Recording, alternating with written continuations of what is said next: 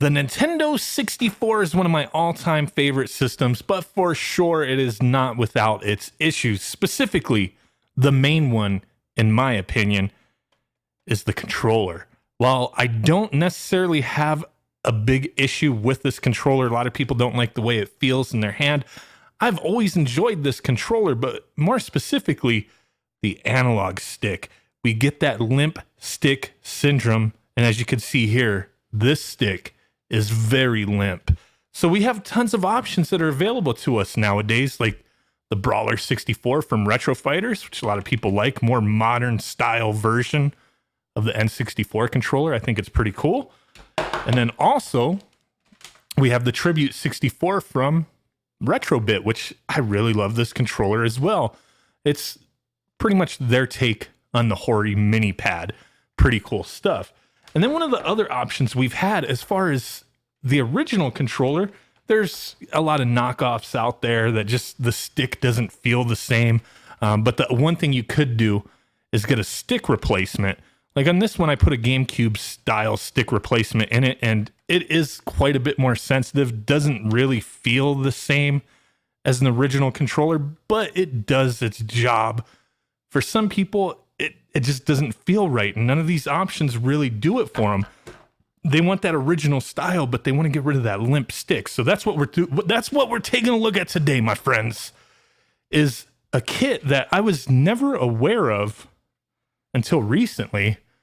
This Kitsch-Bent Nintendo 64 replacement kit. So we've got the little gears, the bowl, a brand new analog stick, a clear one.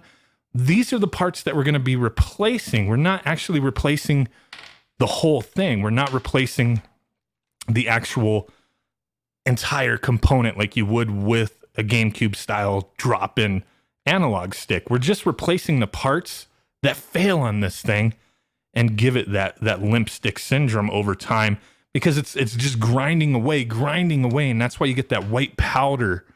If we could focus in on that, you get that white powder in there. It's just grinding. It kind of sucks. So I do have a before little diagnostic as far as how this analog stick compares to what an original should, or a brand new version. So I'll pop that up on the screen right now, and you can see it does start to lose some sensitivity there. So this is going to be my first time ever doing one of these style replacements. This was very cheap. I spent a few bucks. I did buy a bunch of them, like 6 sets of each. So if this works for me, hell, I could, change out the sticks on a lot of other controllers for the Nintendo 64 if I see fit. Because a lot of times you can find decent controllers with really bad sticks for a decent price. And if this fixes that, hell yes. So we're going to go ahead and go through the process. And then once it's done, we're going to test it out and see how it compares in the controller test diagnostic versus how it is now. So hopefully this will bring it back to the original feel. So the things we're going to need, obviously the Kitsch-Bent parts, which only cost me a few bucks. I believe each component they sell separately, the analog, the bowl, and the set of gears. They're less than a couple bucks each, so pretty reasonable. And then I do have some Q-tips, some toothpicks, a little file, screwdriver, which I already took out all the screws on this thing, and then some super lube, silicone lubricating grease, dielectric, food grade, clean. This came recommended by a few people I've also seen on some forums. There's tons of options for lubricating your Nintendo 64 analog stick. Some people, if you have a really nice stick already that's not limp, they'll grease it up and, kind of keep it a little longer so that way it's not grinding and losing that, stiffness as quick. So we're just going to go ahead and jump right into it. The reason I have the file and I'm not going to be using it on camera is because they do recommend on these gears that there's a little bit of flashing on them, which flashing is just going to be a little excess plastic from where the mold kind of went together. And some people say they don't really recommend bothering with that. Some people say, hey, just use a little bit of sandpaper and lightly do it. From what I've seen, the only real part that could cause some issue is going to be in the hinges here, if there's a little bit of flashing there. But on all the sets that I had, the flashing wasn't too bad. It was kind of to where it would seem like it would just kind of wear itself out over time, over use. But I did just slightly hit it a little bit because there was a little bit of flashing on this one. So we're going to go ahead and just go with that. I did remove some of the flashing. You really don't have to worry about too much anywhere else. I did hit on this one. I kind of grinded away right here because it was a little rough right there. There was like a little piece that kind of came out. So I did file that off lightly. And then the same thing with the other piece. I just hit on the sides here very lightly to where you couldn't even really notice anything. But results may vary. You may have to do that. You may not. Like I said, some people said they don't recommend it because with the little tiny bit of flashing that I have seen on these, it just wears out over time anyway. So on the controller, we just need to use a Phillips head screwdriver, and there's going to be 1, 2, 3, 4, 5, 6, 7, 8, 9 screws total. The 2 on the inside for the rumble pack or memory pack insertion, those are the ones that are kind of annoying because they're harder to get back in. Sometimes when you undo them, they'll just stay in there, and that is fine. But we've already removed them to bypass that nonsense. Now, once you got this thing open, this is where you're going to want to go ahead and clean this thing up. I've already cleaned up most of this because it had all sorts of who knows what, crud, Cheeto dust, semen, dirt, fuck, I don't know, but all in these corners everywhere, all over the place. So I did clean that up. You could soak these parts with a little bit of soapy water if you want, or use a little bit of rubbing alcohol and a cloth to get around those corners, however you want. This isn't perfect, but at this time I don't really care. I just wanted to kind of tidy it up a little bit. So what we're going to need to do is get to the analog stick compartment, right? So the Z button is connected here. On the left side, this is the piece. This side don't mess with because you could risk breaking it. This one's not really meant to be moved. It's this side that has a little space to move. And you'll go ahead and remove the board and the little pad there.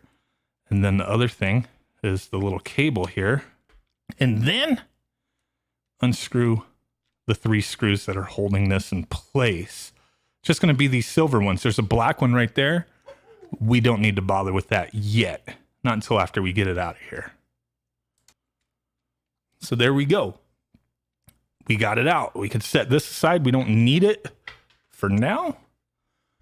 So let me go ahead and readjust our angle. Okay.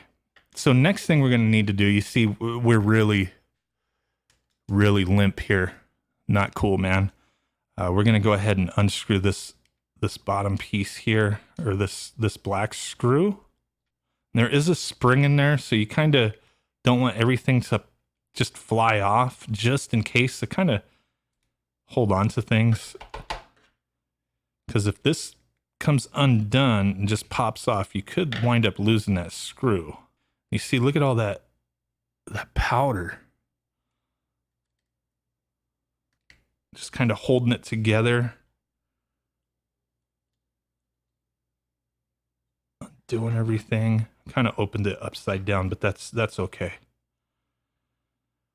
Look at all that nastiness. So gross. So gross. There's the sensors and whatever, all coated in powder.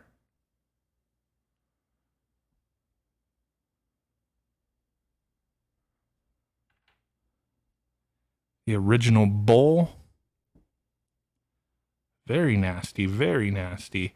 So we'll go ahead and clean this stuff up and get the new stuff ready to go. So I would recommend, just in case, just get everything kind of lined up to how things already are, because you are going to have to take these gears that are connected to this bowl on the original, and you're going to have to take them off and put them on there, because the kit does not come with those parts. So carefully remove these.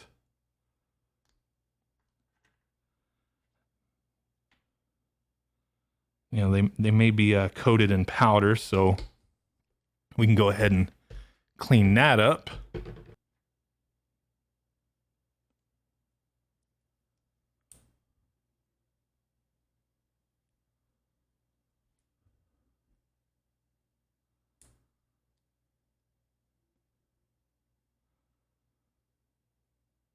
And there's that. And we'll go ahead and get the other one in there. And there's that. They're both back in there. So as you saw, the gear thingy, whatever the hell you want to call it, that we removed that was in the bowl was this one with the longer opening. So that's the one that we're gonna put in here. But first, let's go ahead and clean everything else up.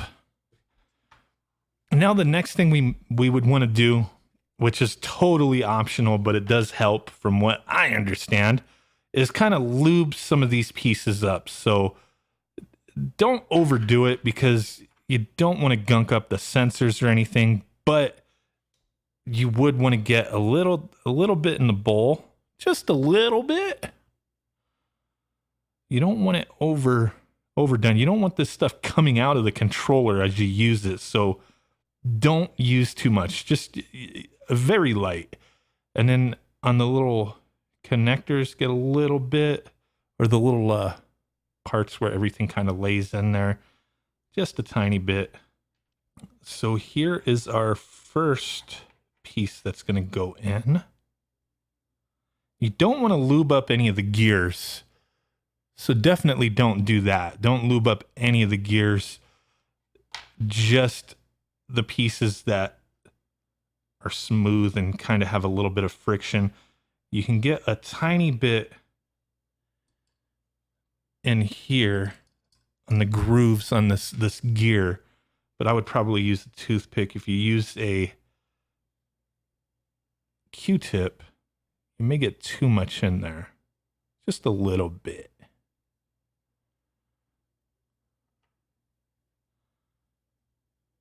You can put just a dab on here and then just place her on in there to get the rest of this crap out of here. So we're going to push down on the spring and turn this one and take it off. So you're going to remember it goes this way when we put the new one on. So from here, let's get the spring out.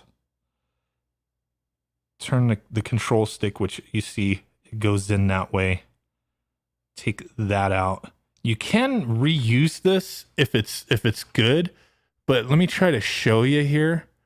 As you can see, this is another part that fails because that little tip, it's all grinded away. It's fairly flat, getting flat, or a lot flatter than it should be.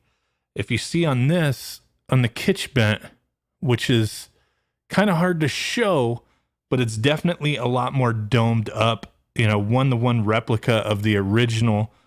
And you could, it's visible to me that this is grinded away, whereas, you know, this comes up quite a bit more. So get rid of that one. And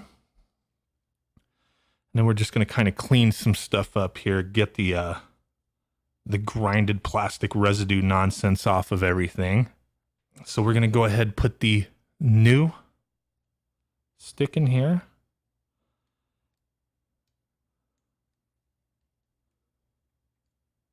So there's that. Put this down.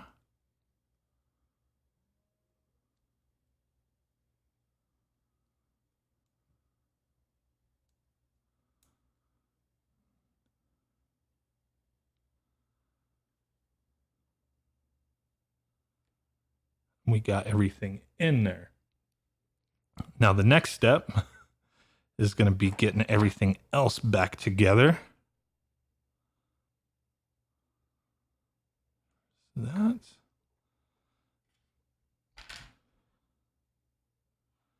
I'm gonna put a little bit of grease. I said a little bit, damn it. A little bit in here. Put our board back down. Make sure you got nothing sticking on there.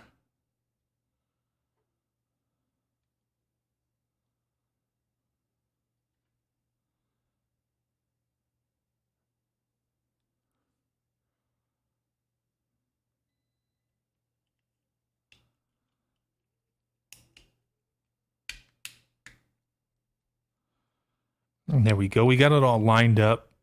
Kind of screwed up the first time, but you want to make sure everything lines up properly. Hold her in place. Screw this bottom bitch back in. Get her nice and tight.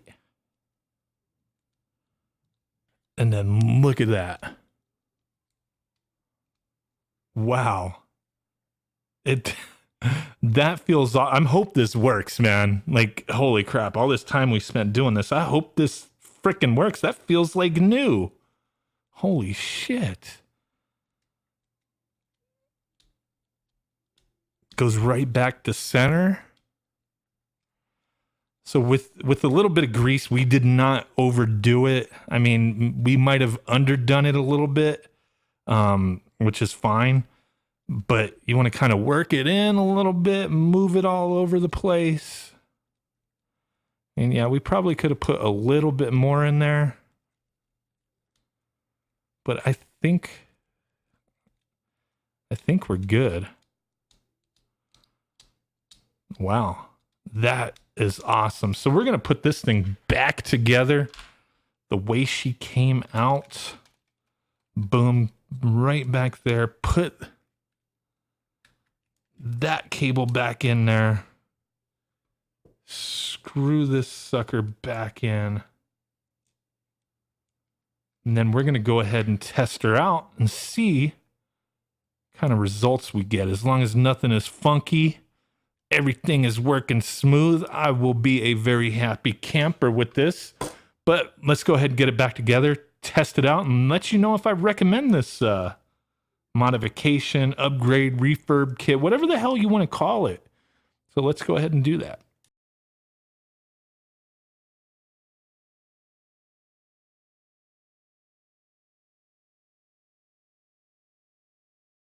So guys, I was really hoping to just have a real quick ending here and say everything was perfect, this is great, but I did have a few little issues, so I did have to go back in and readjust some things, because after I put this together, I tested in Mario 64, I went to do the benchmark for the controller testing, and things were just haywire. So what I did is I went back in there and I got to the little bowl, the brand new bowl that we have, and if you could see, there's a little grooves on the side that the gears kind of line up and rest in.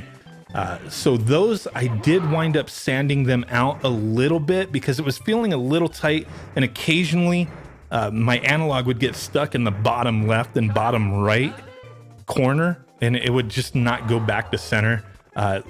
You know, I worked it in quite a bit and it started getting a little bit better, but it just kept getting stuck in the bottom parts and it just wouldn't flip right back to the center. So once I did that, I also went and re-greased the middle of the bowl. When I originally greased it on camera, I was looking at my viewfinder and I really didn't get as much in there as I wanted to. So I did get another little dollop, a little bit of gravy in there. Not too much. Like I said, I don't want it squirting out of anything. I don't want it funking up the sensors, but I did get a little bit more in there. Reassembled everything, went back into Mario. So we're checking that out now. I have been working it in a little bit, but my issue initially is Mario, his ass would not stop on a dime. So right now I'm holding the analog stick up and then I let go and he stops. Holding it down, he stops. Holding it right, let go, he stops. Holding it left, let go, he stops. Before I did those adjustments, he would just, like, if I was walking up or I ran up and then I let go, he would just like go like that. Like he would just keep creeping like I still had my finger on the analog. Now it doesn't do that. So I had to make those adjustments. If you do this whole modification, You might want to check that stuff before you reassemble and put all 9 of those screws back into this thing, because it is a little bit of a pain in the ass. But now it does feel great to me. It feels very close to an OEM analog stick. Not 100% perfect. It's really not, but it's damn close in my opinion. And it's better than, replacing the whole thing with a cheap, drop-in replacement that's not using the original electronics, the original sensors, that kind of thing. I like this because it's just those plastic components that wear out that you replace, and they're pretty much identical to the originals, minus, like I said, a little bit of that extra flashing you may or may not need to mess with. So let's go ahead and jump into the benchmarking and take a look at those numbers. So in our controller test tool, I will tell you right now, I'm seeing, like, I just barely touched the analog. When you first go into it, you might see that -1, -2, 1, 1, positive or minus, like a couple points. Not a huge issue. That happens with my OEM sticks as well. Right now, it's dead center and it's not registering anything, but occasionally I might, kind of get that, like a 1 or something like that if I touch on it. But if it's really high numbers like that, -59, 68, there's something wrong. But if it's in that low range or nothing's showing up, you should be good. There's nothing really crazy going on here. It's just little minor variance that just happens. So let's go ahead and just get straight into the testing here. We're going to go ahead, hold up, hit A, up right A, down right A, down A, down left A, up left A, and let go and hit A. So numbers are going to vary. I've tested this a few times and my numbers keep varying slightly. This I don't think is too bad. Initially, my first test, the centers were off. It just said off. And the numbers were all, like, the range was way all over the place. My right side has consistently been a little bit higher on the number there on the sensitivity, which isn't crazy. I think as long as this is in that 70-ish range, like 75 plus, you're okay. My up is a little low, but it still springs right back into place in dead centers easily, not causing me to continually walk, in that direction in games. So this is pretty good. Very close to OEM, not perfect, but close. So in this test program, you can cycle through and take a look. A new original analog, these are the numbers that you would get. But like I said, I do have another controller. I've brought this up before. I think the stick, I would rank it like a 9.5 out of 10, and it's an OEM stick, and it feels perfect and great. I don't get those numbers. My range is a little different on that stick. So there's always going to be those variances. A perfect stick isn't necessarily going to be those numbers that are up there right now, but somewhere close would be perfect, and that 80 range would be good. But anything in that 70, that mid 70 range, I think is acceptable for, the feel of an OEM stick. So I think I'm pretty happy here. Pretty happy. If I get a hold of a few more controllers that have really crappy sticks, I'll replace them with this. Take my time a little bit more. This is the first time I've done this, so I kind of have an idea of how to do it and clean things up properly, get that flashing off or not if it's needed, and just luber up the best way possible so that analog stick is making sweet ass love to whatever game you're playing. So hey, I just wanted to share this with you guys. I know this was a long video, but with how much I love the Nintendo 64, we have a lot of content coming up on it. I was really excited to do this. So hey, if you're interested, cool. I'll put a link in the description to Kitsch-Bent. I'm not associated with them. I just bought the stuff straight from them. I'll put a link as well to the Super Lube. Use it for whatever you want. It is food grade. So, there's that, right? But hey, with that said, I do really appreciate you guys, and I will catch y'all next time. Peace out. Bye-bye, and boom. Bye. Bye-bye.